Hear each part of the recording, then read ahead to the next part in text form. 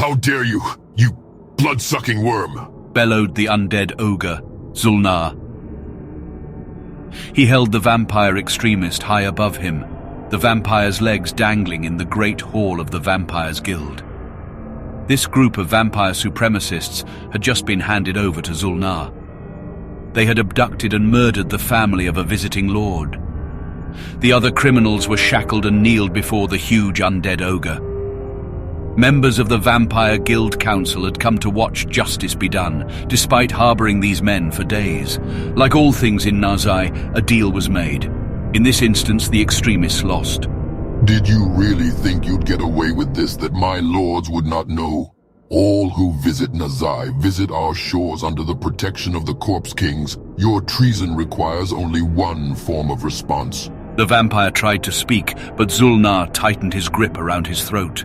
The vampire's form shimmered for a moment, and members of the Vampire Council looked at one another.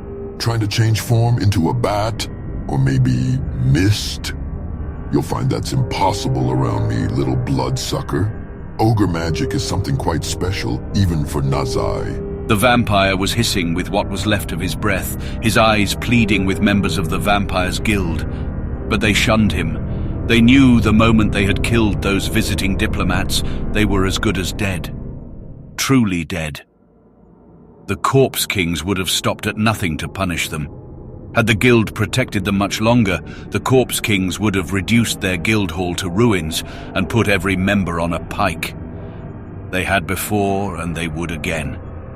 Now you will truly understand what happens to traitors in Nazai, no matter who you are. And with that, Zulnar began to eat the vampire's face. The vampire screamed but could do nothing.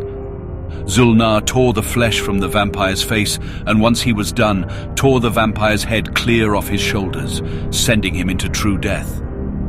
The guild members watched on in shock. Zulnar wiped blood from his huge, thick fangs. Bring me another.